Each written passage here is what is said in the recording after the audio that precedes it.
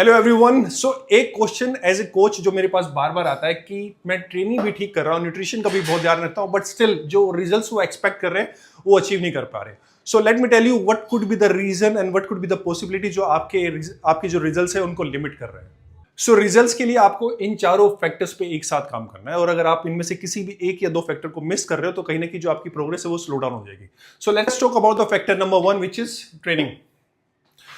आप regularly gym जा रहे हो जो कि बहुत अच्छी बात है, बट क्या आपके स्ट्रेंथ लेवल बढ़ रहे हैं? क्या आपके रेपिटेशन के, आपके सेट, आप किसी तरीके से अपनी मसल को regularly over the time challenge कर रहे हो?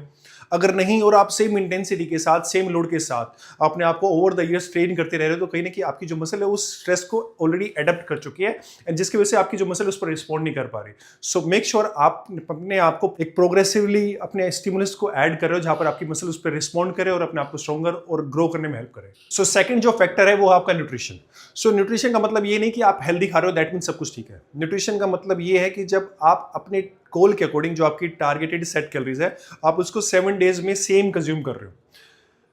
एंड इसमें जो सबसे बड़ी प्रॉब्लम आती है, लोगों को लगता है जस्ट बिकॉज वो हेल्दी खा रहे हैं दैट मीन उनका जो कैलोरी इनटेक है वो ठीक ही होगा। सो जब तक आप अपनी इन छोटी छोटी चीज़ों को ट्रैक नहीं करोगे, बिकॉज एक छोटे से चम्मच घी में 100 से 150 कैलोरीज होती है जिनका आपको खाने में पता भी नहीं चलता। सो जब तक आप इन छोटी छोटी चीज़ों को मॉनिटर नहीं करोगे तो आप हमेशा एक एजम्पशन पे रहोगे जहां पर आपकी जो प्रोग्रेस है वो हमेशा स्लो डाउन रहेगी और आप अपने रिजल्ट्स को राइट टाइम पे अचीव नहीं कर पाओगे। अब है आपका फैक्टर नंबर 3, वो है आपका नीट लेवल। सो नीट का मतलब होता है नॉन एक्सरसाइज एक्टिविटी थर्मोजेनेसिस।